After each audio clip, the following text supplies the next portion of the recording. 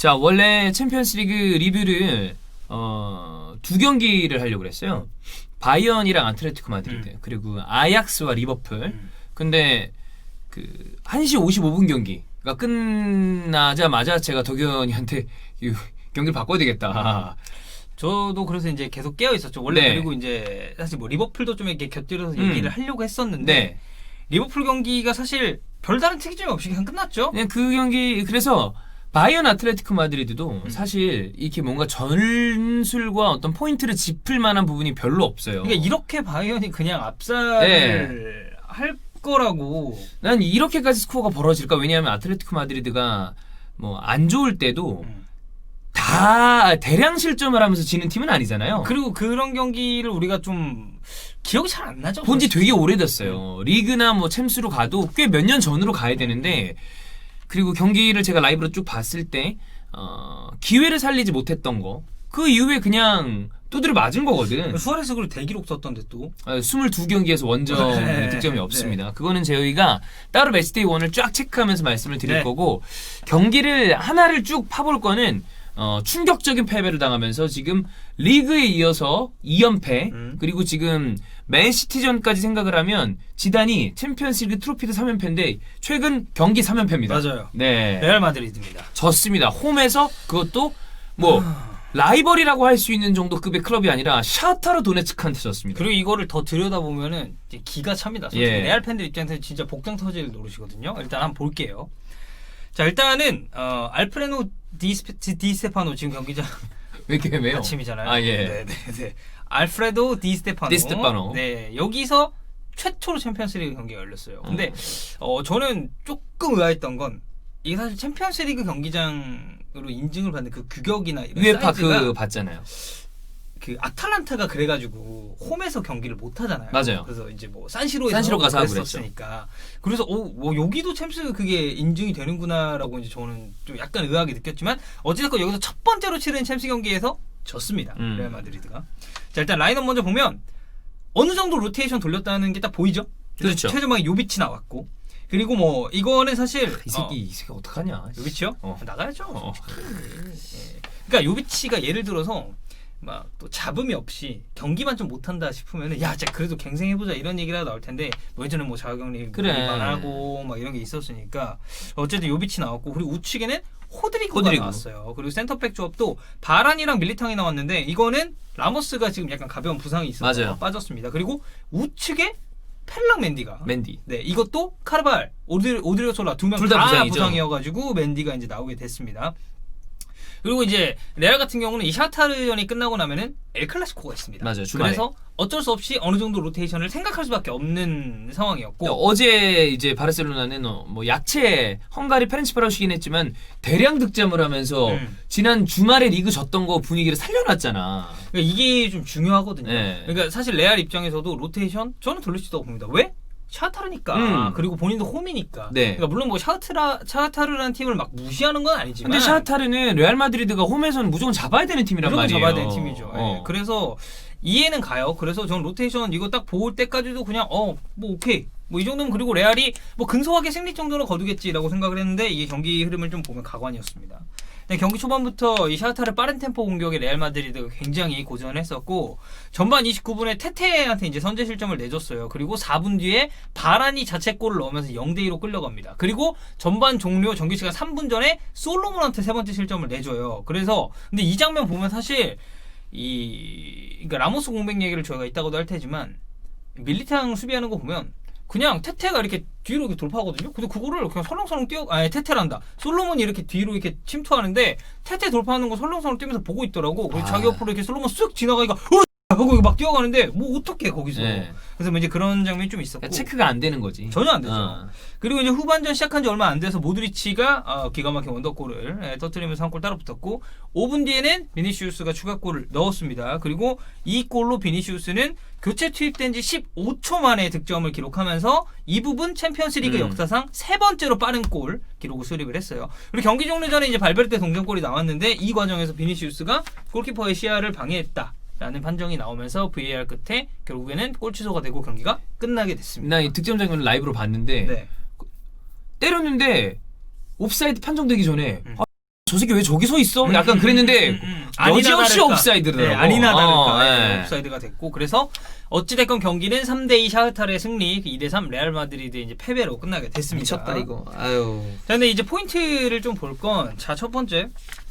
이 부분에서 굉장히 많은 팬분들이 어이없어하고 있죠. 샤흐타르가 풀전력이 아니었다는 거. 근데 이것도 보통 풀전력이 아닌 게 아니고 주전 10명 정도가 빠졌습니다. 여기가 코로나 여파가 있잖아요. 그렇죠. 그래서 1군 스쿼드에서 10명 정도가 이탈을 했는데 심지어 레알 마드리드, 그러니까 스페인으로 원정 온 20명 중에 5명은 21세 이하 팀에서 콜업해서 데리고 온 선수들이에요. 그러니까 자가 격리도 해야 되고 그것 때문에 이제 훈련도 참여를 못 해가지고 우크라이나에 주전 대부분이 남았고. 굉장히 구수하게 얘기하네요. 못 해가지고. 네, 못 해가지고.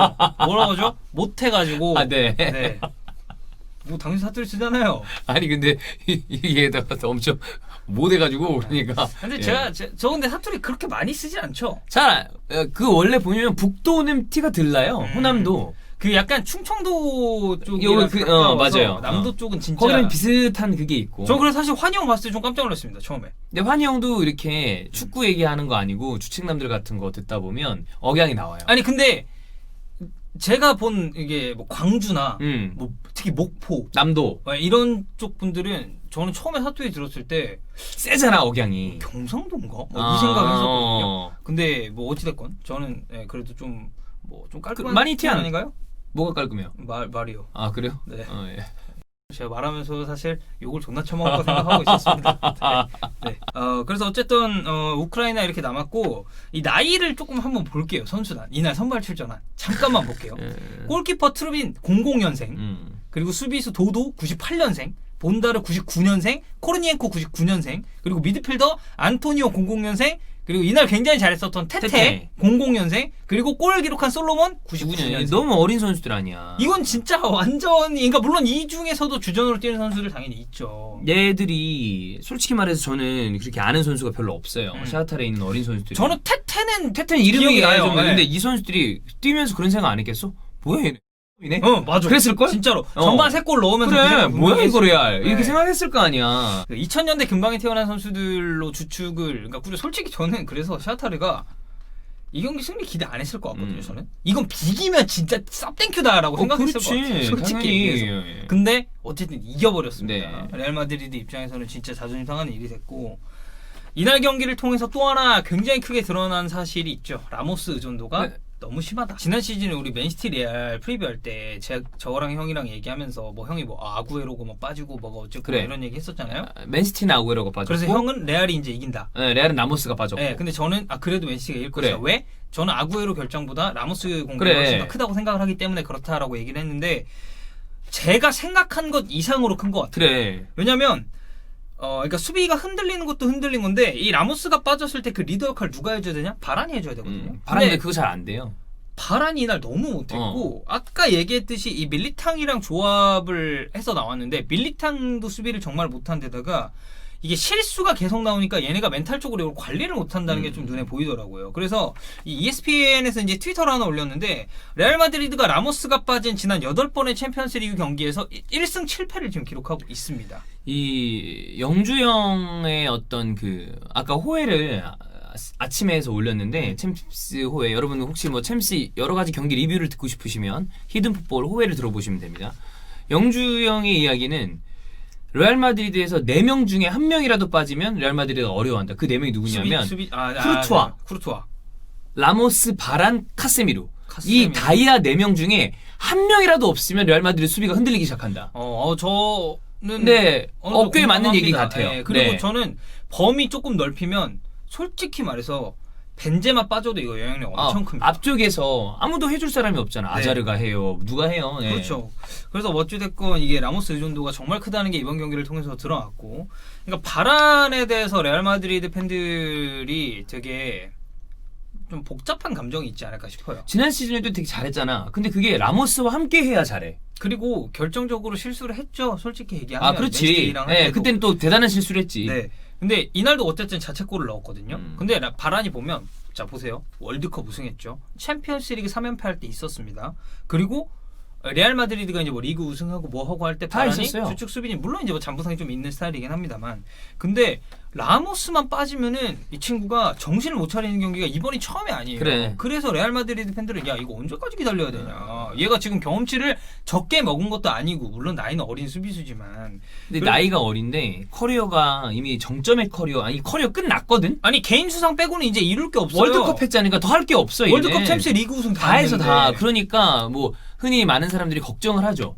이 어린 나이에 동기부여를 잃을 수도 있는 거 아니냐. 근데 그 와중에 옆에 또 멘탈을 잡아줄 수 있는 그 대단한 수비수 라모스가 없으면 같이 흔들리는 거지. 저는 솔직히 말해서 이 바란 뛰는 거 보면 전 동기부의 문제라고 생각하진 않거든요. 그냥 얘 자체가 오더가 없으면은 실수가 좀 생기는 그런 게 편인 있을 것 수도 같아요. 있고. 그러니까 네. 계속해서 좀 옆에서 컨트롤해주는 선수가 있어야 맞아요. 되는데 문제는 라모스가 이제 이렇게 뛸 날이 별로 안 남았어요. 나이가 많아요, 라모스도. 86이에요. 네. 형보다 한 살 어려요. 그래. 나이가 제법 있어. 우리나라 나이로 따지면 이제 35.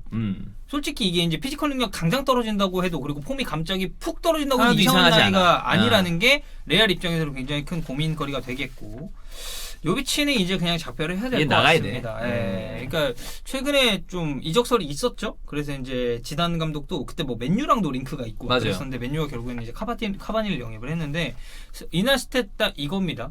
굉장히 실망스러운 스탯이었고 이 라모스 나이 얘기를 했는데 벤제마도 나이가 있어요. 87이야. 네. 그래서 출전 시간에 그 특히나 또 공격수잖아요. 그러니까 체력 부담이 어느 정도 이제 뭐 물론 이제 수비수가 뭐 체력 부담 없다는 얘기는 아니지만 더 많이 뛰어줘야 되는 이제 공격진님을 감안했을 때는 출전 시간 관리를 해줘야 되는데 요비치가 이따위로 하면 레알 안 마드리드는 되죠. 믿고 내세울 톱이 없죠. 아자르는 부상 기간이 더 늘어났다고 하고. 그래서 사실 지단은 그런 얘기를 했다고 하더라고요. 그때 이거 마요랄 인터뷰에서 나온 건데 요비치보다는 자기를 레알에 좀 남기고 싶어 했다. 근데 자기 이제 로마의 이런 플랜이나 그리고 자기가 가서 이제 뛰고 공헌할 수 있는 게 많다고 생각했기 때문에 이제 이적을 했다고 얘기를 하는데 그만큼 지금 레알 마드리드가 스트라이커가 없습니다.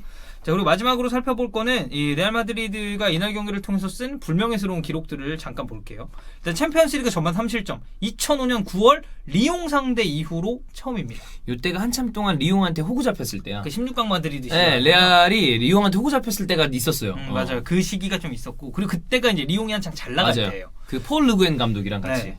그리고 홈에서 전반에만 3실점을 기록한 건 2000년 리넨전 이후로 처음입니다.